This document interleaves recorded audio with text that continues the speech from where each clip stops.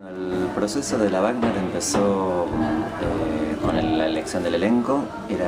La primera idea que tuvimos era las 4 bailarinas que acaban de ver, y iba a haber un varón también. Finalmente el varón no pudo asistir al primer ensayo, entonces medio como azarosamente se dio que cuando tuvimos ese primer ensayo, la ausencia del varón me generó una idea interesante, que era trabajar exclusivamente con un elenco de mujeres.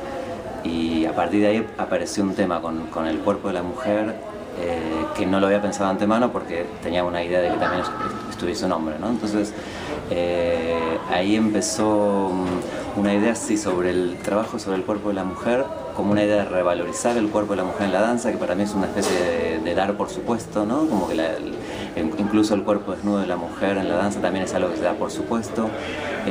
Tratamos de traer a escena un cuerpo de la mujer donde se pudieran unir ciertos comportamientos y caracteres del género tradicionalmente asociados al género femenino, y también del género masculino, ¿no? Como que ellas se apropiaran de esos comportamientos estereotipados. Y hay una especie de recorrido o intención en la obra que empiezan unos cuerpos claramente femeninos, hay una caminata inicial con una música sexy, sensual, donde ellas están adoptando esos códigos tradicionales del cuerpo de la mujer, y a lo largo de la obra ese cuerpo como que se va degradando, esa feminidad se va degradando y va tomando diferentes matices de lo masculino, y al final el cuerpo que nosotros tenemos la idea.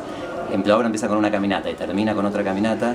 La caminata final sería una especie de, sí, como de un cuerpo transformado y más allá del género, y que en ese sentido hace una especie de unión con la mitología wagneriana, ¿no? De la idea de la valquiria, de lo mitológico, de mujeres que están más allá de la idea del sexo biológico, sería, ¿no?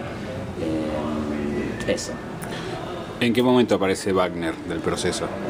Wagner, yo tenía desde hacía tiempo la intención de trabajar con su música, como que me intrigaba, me resultaba un desafío interesante cómo poner en escena algo que pudiese estar a la altura o pudiese convivir, digamos, con la música de Wagner. Para mí es una música, digamos, increíblemente compleja, increíblemente maravillosa, y me interesaba, por un lado, ese desafío en relación a lo escénico y a cómo convive con la música lo escénico, y también a las connotaciones que trae la figura de Wagner, ¿no? Porque lo que tiene para mí interesante Wagner es que es el único compositor de la tradición culta occidental que todavía, digamos, consagrado, es indudablemente uno de los compositores más geniales de nuestra tradición, que todavía sigue produciendo controversia, digamos, ya en su época por su exacerbado antisemitismo, cosa que no era extraña, digamos, en el siglo XIX en las clases medias de Europa, pero Wagner era particularmente antisemita, encarnizadamente antisemita, y cuando de su figura y de su música hace su apropiación al nazismo, entonces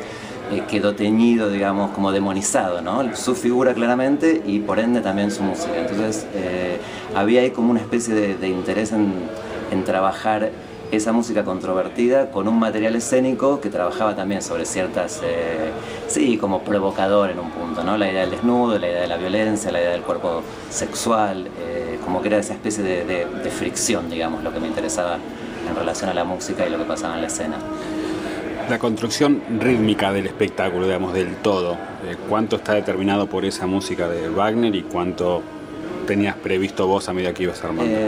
Lo que tomamos al principio, la idea era trabajar exclusivamente con música de Wagner. Después me pasaron dos cosas, que era que me parecía que era un exceso, como que sentía que la obra se podía poner muy solemne o también perder valor la música.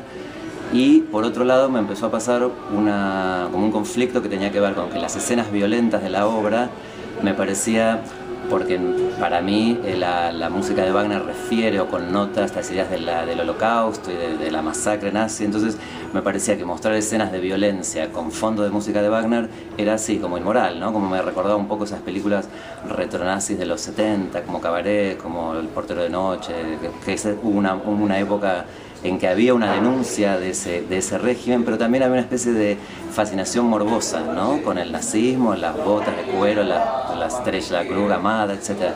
Entonces ahí decidimos que tenía que aparecer otra música, y apareció un repertorio de músicas que son músicas italianas de películas porno soft de los 70, que me parecía que servían como contrapunto y que se utilizan en las escenas que son más violentas de la obra.